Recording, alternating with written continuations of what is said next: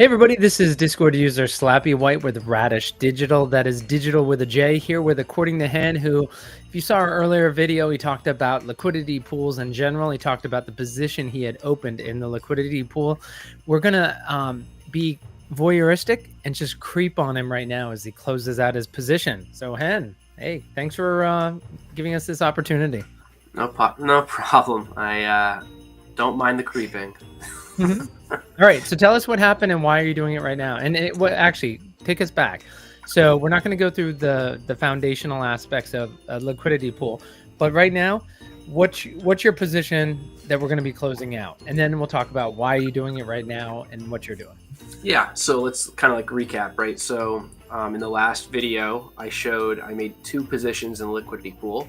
One on a lower bound to purchase BPX. The goal was to purchase BPX with USDC, right? And we put that at a lower level in case people sold into the pool and it came down a lot, right?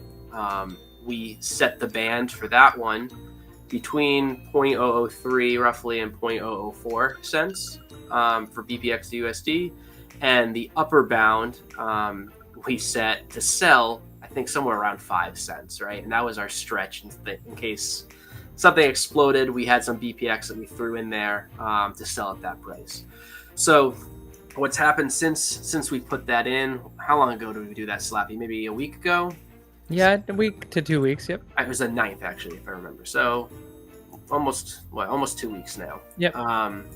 So what's happened in that time frame? The price has come down. I forget exactly what it was when we started, but probably 0.007, 0.08, somewhere around there. Yep, I believe so. So what's happened since then? Prices come down a bit.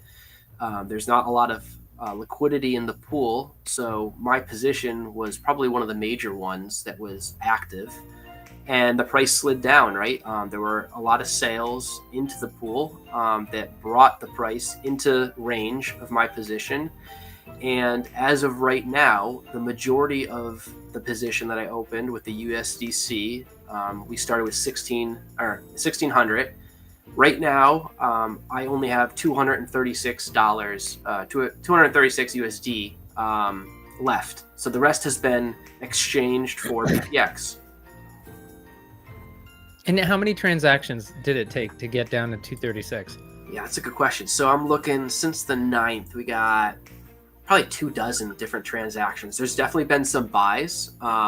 So I kind of and the important thing to remember is there's no gas fee on your part. The opposite, you're making a fee in each of those 24 transactions. Yeah. So how it works is the gas is paid at the in the initial opening of the position, right? So if I remember correctly, it cost me about $21, I think, to open the position. And now the only other time gas fees will come into effect on my side will be to close the position. And I was just checking gas, and that's why I had you jump on to make this video. It's pretty low right now, and most of mine are sold, so it seems like a good time to close that position. The other thing I will mention, though, so all the fees there, if you remember, we talked about the fee for being in this pool was 0.3%, right? So every time there was a buy or a sell since the 9th that has been executed in my range that I've provided liquidity for, I've gotten those fees. So to recap, let me share my screen here. And just off the top of my head, I'm thinking 1% of 1600 would be $16. So if you're talking about 0.3% would be about $5, and you didn't execute all of it. So we're talking about $3-4 in fees you've probably accrued? That's pretty good. So the fees, right? Depending if people are buying BPX with USDC or selling USDC for BPX, right? That depends on what your fee is. So you're either paid in BPX or USDC, depending on if it's a buy or sell. So right here, you can see on my uncollected fees, I've collected 2021, roughly 2022 BPX, and I've collected $3.08 in USDC. So that's probably right around what, $12-13. So not too bad.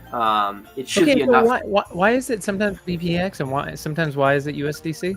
It depends on it depends on what you're exchanging, right? So if you are selling BPX into the pool, your fee will come out of BPX, and if you're selling USDC into the pool, it will come out of USDC. Because that's what you're putting in, right? So like when you go and say, I am selling 10,000 BPX, it's like, okay, we will execute your trade, but there's a 0.3% on that BPX, and your fee is 0.3% of BPX. Vice versa, if it's USDC, it's 0.3% of your USDC. But I don't understand on the USDC, because you're with your band. Get me straight, according to him.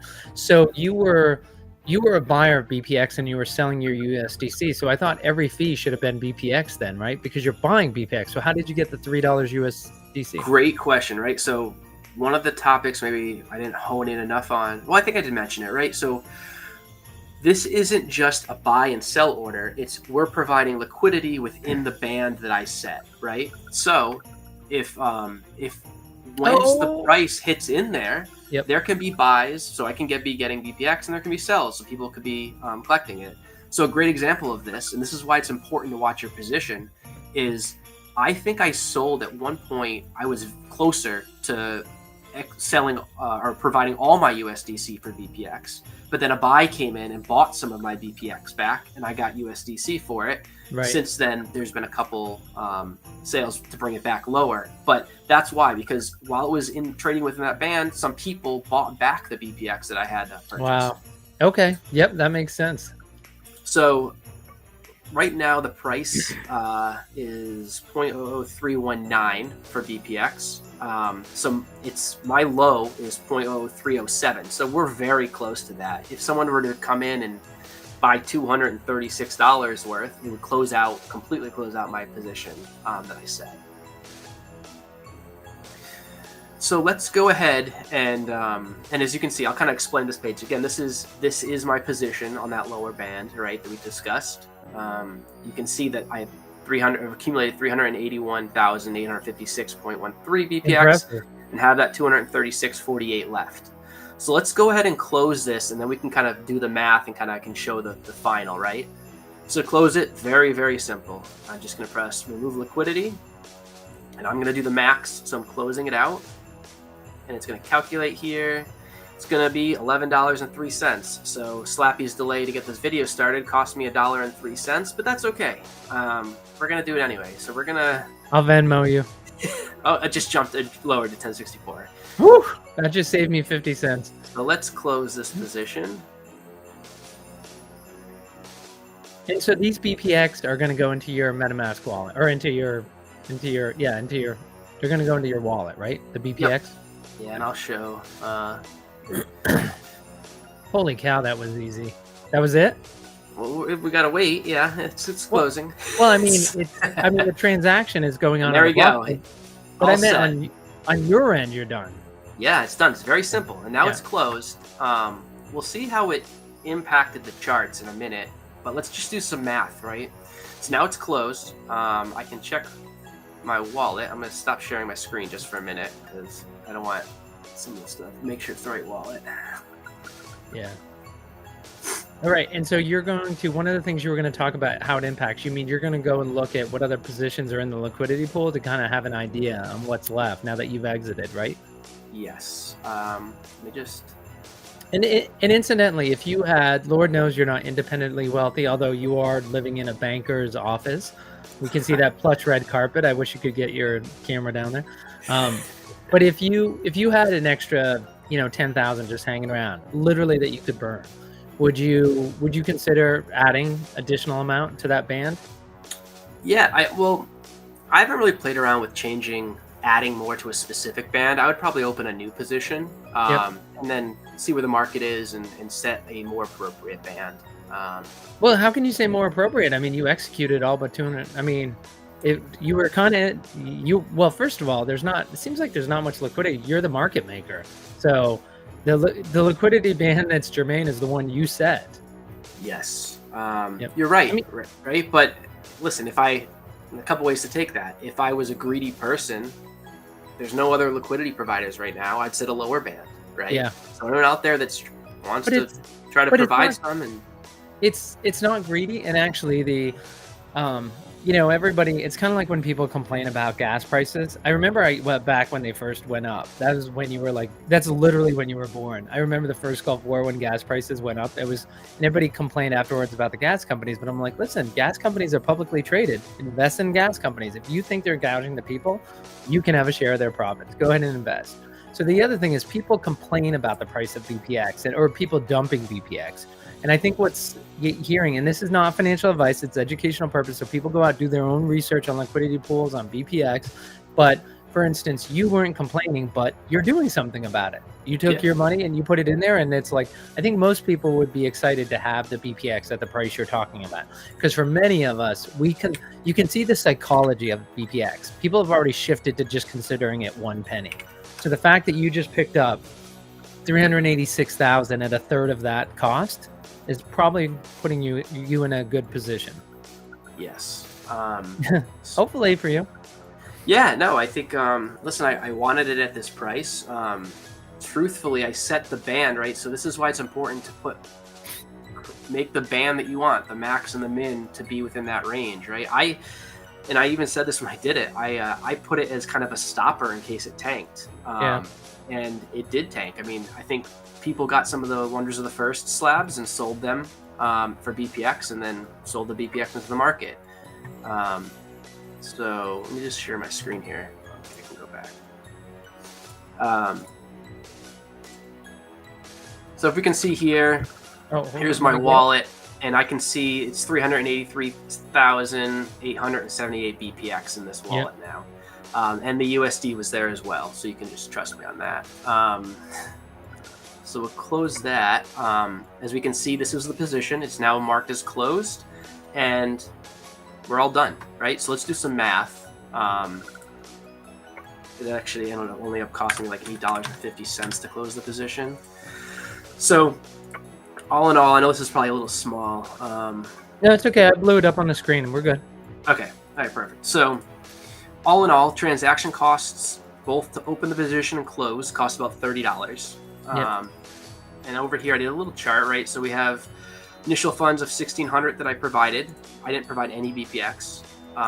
This is the $30 for the transaction cost. I collected about $3 in USDC and 2,022 in BPX. And these were my ending positions in dollars and BPX. So then bringing it down here, we take my 1,600 minus the USD that I didn't sell, minus the fees, plus the fees collected. I invested about $1,336.50 into BPX. And out of that, I got whatever this totals, so 383,878. That is how much BPX, and that's actually matches exactly with what I just showed you in my wallet, right? Yep. Based on that, I paid 0.00348 for all of that per BPX. So all in all, I think that was pretty much the mid part, or the mid of or mean of the band that I set. So that's pretty much what I expected. Wow, that's great. And so, what are you going to do with the 381,000 BPX? I don't know yet. I think I will probably transfer it to back into the marketplace, right? So that I can use it there and get the pick 6 bonus if anyone's a geek out there and is doing that. But yeah, that's the plan, right? Let's take a quick look and see how it impacted it. So this is Dex Tools again. And I'm actually curious because I don't typically look at, I haven't done too many closing of positions, but so it actually didn't change the price. This was the price that it was, I believe, before. But if we come down here, it was the price before, yeah. Yeah, so you can see there's a removal of BPX. So there's the removal of the 381,000 and 1456. Not quite sure exactly what that totals. 4, 5, 6. I'm not exactly sure what that totals, but this was the removal of my liquidity, right? So it shows my removal, and then just so you guys can see all the transactions that did occur during that time. This is today. And all of these transactions until about here, this is when I open it on the 9th. So these weren't in it, these weren't in it, these weren't in it. But right here, this one on the 15th, everything above there was able to happen because I opened my position, right? Yep. So, I mean, anyone that's contemplating opening up a position, yeah, I think there's not a lot of providers right now, so you can be a market mover and help move the price, right? I will probably be putting in another band to see where this goes. I'm gonna wait a little bit just to see if anyone else comes in. I've talked to a number of people in the community, and I think that they're very interested and want to put some bands in, and hopefully, if there's enough liquidity in there, it starts picking up on the price, and there's some stability there. And Hen, what is we saw some of the gas fees for you to initially set your position, but if you want to adjust I can't remember if we covered this. It's a lot, so you might have covered it. But say you set your position, you're in the liquidity pool, and now you want to adjust the band. Is it the same amount? First of all, is it relatively simple to adjust it once you have a position? And number two are the gas fees equivalent to setting up the initial, or is there like a minor gas fee, or is there no gas fee once you have that position? Yeah, that's actually a question. I don't think we went over it because I wasn't quite sure. I had never changed, added or removed liquidity. I've always just done full, right? I've done it in full. But we can even test it out, right? So we can go, and this is my only position. This is the upper band, right? Okay. That I have. And we can do, let's just say, add liquidity, right? We want to add, I don't know, 10,000 BPX to it. So yeah, it looks like it's a little less. It would be about $5. But now that's adding BPX to it. But what about changing the range itself? Oh, I don't think you can't. Once you set the range, you can't change it.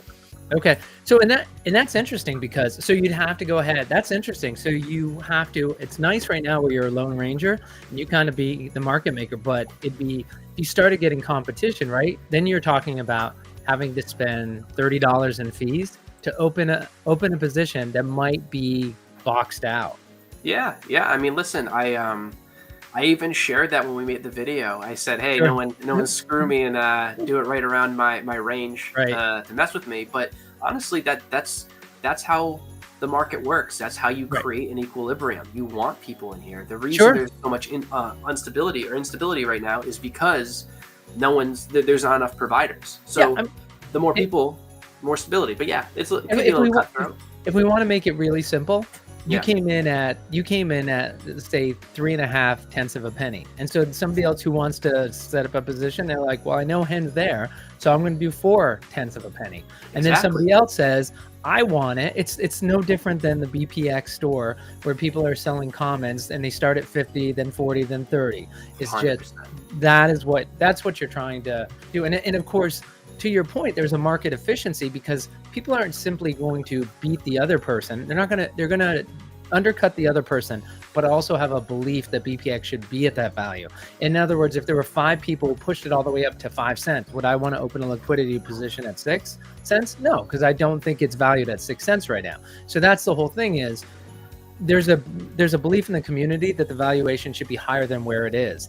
And if everybody was opening liquidity positions, we would see something close to that valuation. But the problem is the talk in the Discord is disengaged from the actual actions of actors in the liquidity pool. And that's, I think, what you're trying to educate people on. 100%. And I know I've had a couple communications and conversations with people in the community, and I know that they're very interested. I know at least, I've talked to maybe 4 or 5 people that have shown interest, but I know at least 2 of them are setting it up, right? So that's good. I think that the more people that try this out and we can get some more liquidity in here, I think that we'll put some stability and increase the price, which would be great. All right. I think on that, that's perfect way to end it. Any final thoughts beyond that, Hen? No, I think if anyone has any questions, I'm happy. Reach out. I'm happy to kind of go over anything. As you saw, it's easier than it looks at times, right? But if you have any questions, I'm happy to answer them for you. All right. Thanks, according to Hen. This is Discord user Slappy White with Radish Digital. That's digital with a J. Take care, everybody. And if you're watching this before the 25th, Merry Christmas. Bye.